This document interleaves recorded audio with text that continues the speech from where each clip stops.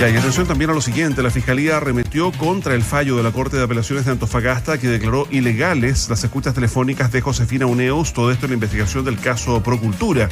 El Ministerio Público presentó su apelación para que la Corte Suprema zanje este asunto y acusa de hecho agravio por parte del tribunal que calificó la dirigencia como propia de la dictadura. Vamos con Francisca Carvajal, quien ya nos acompaña con los detalles de este tema. Francisca, buenos días. ¿Qué tal, Fran? Buen día. ¿Qué tal? Muy buenos días, Mauricio, Paula. Sí, la Corte Suprema será la que tenga la última palabra sobre la legalidad de las escuchas telefónicas a Josefina Uneus en el caso Procultura. Esto luego que la Fiscalía presentara su apelación en un escrito que responde duramente a los argumentos esgrimidos por la Corte de Apelaciones de Antofagasta. Su punto más polémico es que en el que señala que se han validado actuaciones policiales al amparo de quien dirige la investigación propias de tiempos pretéritos de la República, donde las garantías fundamentales de los ciudadanos eran vulneradas por agentes propios del Estado. Esta alusión a la dictadura es la que el Ministerio Público interpreta derechamente como una opinión política. Asegura que se está haciendo un mal uso del recurso de amparo y que la escucha era legal, puesto que se le investigaba como posible encubridora del caso a Josefina Uneus, bien digo. Por último, se argumenta que Uneus no era una imputada en ese momento y por lo tanto no se ha afectado su libertad. El fiscal Juan Castro Vecchios, es el persecutor regional de Antofagasta, señala que aquí se busca perseguir de forma objetiva y sin sesgos políticos.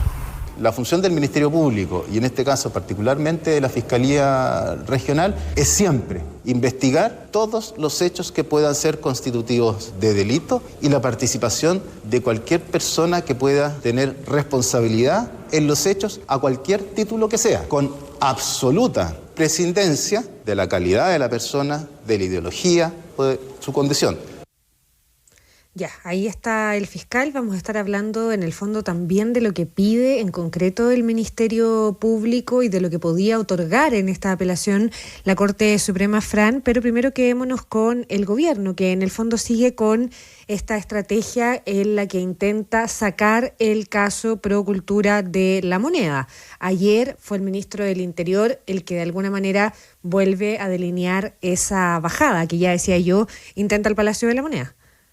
Sí, de hecho sale un poco la crisis del Palacio de la Moneda a raíz del fallo propiamente tal, porque culmina con la remoción del fiscal del caso, pero esto sigue penetrando en los palacios del gobierno porque el ministro del Interior, Álvaro Elizalde, insiste en la línea que se ha levantado desde el Ejecutivo ya en reiteradas ocasiones, y en este caso tiene que ver con que ellos dicen que se tiene que investigar, que este caso Procultura no puede quedar impune, caiga quien caiga, que ellos han estado disponibles para prestar toda la colaboración y los antecedentes que sean necesarios en todas las instancias. Sin embargo, hasta el momento los únicos que han respondido, eso sí, son los ministros y no, por ejemplo, el presidente, que es quien apareció, por ejemplo, en una de las escuchas de Josefina Uneus. Escuchemos lo que dijo el ministro del Interior, Álvaro Elizalde. Y queremos que el caso Procultura no quede en la impunidad, que se investigue todo, que cuando se determinen las responsabilidades penales se apliquen las máximas sanciones que establece la ley. Y de eso hemos sido enfáticos y claros. Todo esto dentro del marco del Estado de Derecho, porque finalmente en Chile nadie puede estar por sobre la ley, y ya sea la autoridad del Poder Ejecutivo, los jueces, los fiscales, todas las ciudadanas y ciudadanos, todos tenemos que cumplir la ley, por igual. Ya, ahora a partir de esto, Francisca, ¿qué escenarios se barajan ante lo que pueda definir la Corte Suprema? Porque eventualmente podría haber otros aspectos que se puedan cuestionar de este fallo.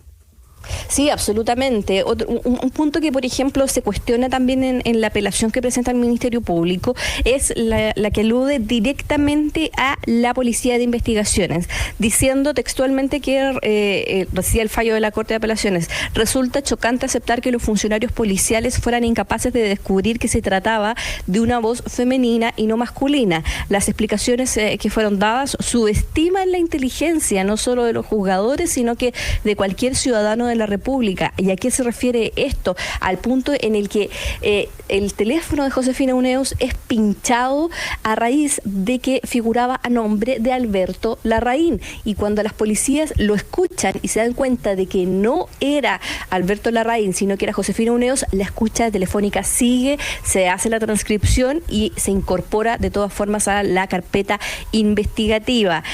A juicio de los querellantes, en este caso incluso la Corte de Apelaciones incurre en una prevaricación y apoyan la tesis del Ministerio Público que ataca finalmente a la inteligencia de las policías, señalan.